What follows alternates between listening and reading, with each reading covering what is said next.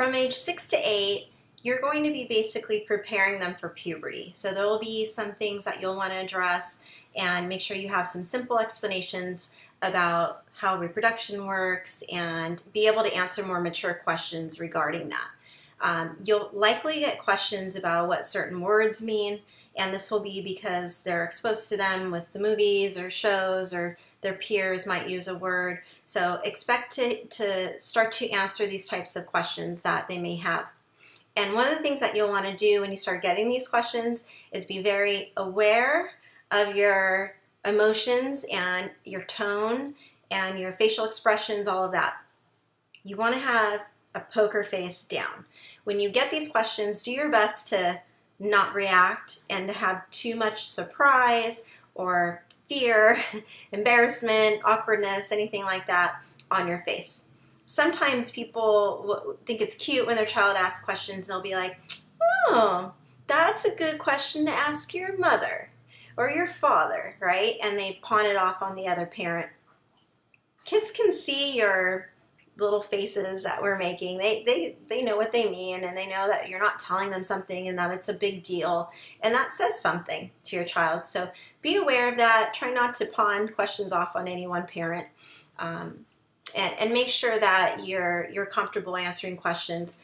And the way that you'll do that is a lot of times you'll want to ask what they think the question means or where they heard it, and just be very aware of your tone. You want to say, oh, that's an interesting question. What do you think that is? Or where did you hear that? Versus, where did you hear that? Why are you asking me that? Where did you hear that? Did the boys down the street tell you that word? Now they feel like they're in trouble for asking a simple question. But be prepared for anything. I've heard lots of stories from parents over the years of things that are really surprising. Maybe your child sees a rude or inappropriate gesture, and they ask you what it means, and try not to fly off the handle if that happens, or if they use a word that you don't want them using. Maybe it's a profanity word, or it's a vulgar word about a body part or something. It could be anything, right? Just try not to be too surprised when you hear it, but let your child know that that's not a word you want them to use, and that it's inappropriate, or that's a word that children shouldn't use, or something along those lines. Okay. You also want to make sure you're modeling and you're paying attention to your child's body image, and make sure that they develop a healthy one. And this comes down a lot of times to what we're doing and what we say about our body. So if, let's say, you're going shopping with your child, and moms, we might be more guilty of this, where maybe you're looking in the mirror trying on clothes, and you're like, oh gosh, I'm so fat. I hate the way I look in this, or I need to lose some weight, or I can't eat that, I'm on a diet. And a lot of these messages get passed on to our kids. They see them, and we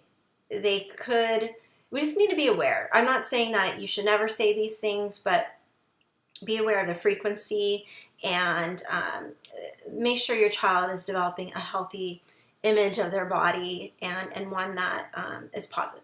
Okay.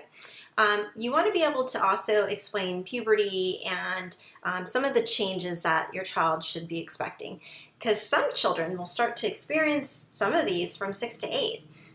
Some of the first changes you may see are things like mood changes. Those are really exciting and fun. Your child could cry for no reason, and it's all from the hormones starting to pump through their body. These new hormones, the sex hormones that are going to be causing puberty to happen.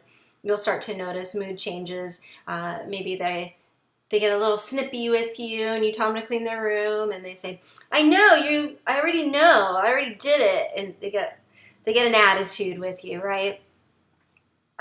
This is normal. This is something that children go through when they go through the first stages of puberty. Those hormones are going to cause a lot of emotional changes.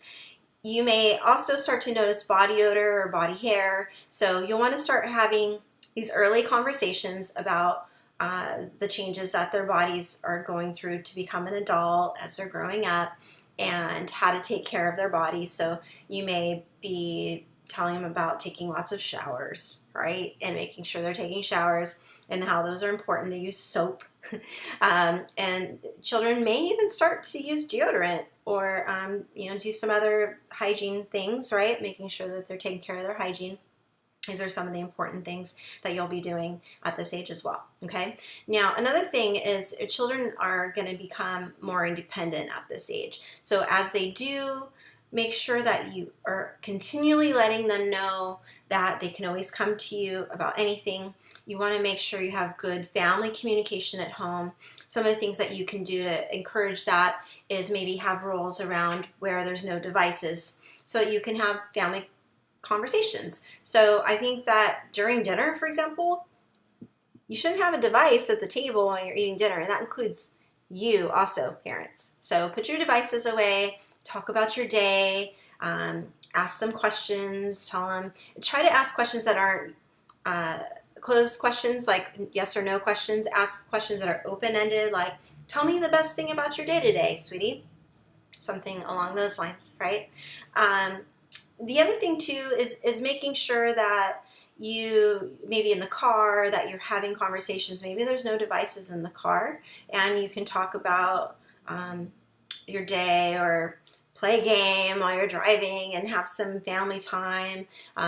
Maybe have family game night or something like that. So you're having these close bonding moments with your child, and you make sure that you always let them know that they can tell you anything. Boys particularly like to talk more when they're playing a game. So if you want to have a conversation with your sons, it's good to, do an activity at that time. Maybe shoot some hoops, play some basketball, or do a puzzle or play a game while you're trying to have a conversation with them. That tends to be more successful than with girls. You can get them to sit with you a little more and sit down on the couch to have a talk if you want. But these are some of the things you want to think about, making sure that as they're about to enter into puberty, that they have some of the basic knowledge of some of these changes that they can expect. And as you see them start to occur, make sure you're talking about them and let them know about more that will be coming.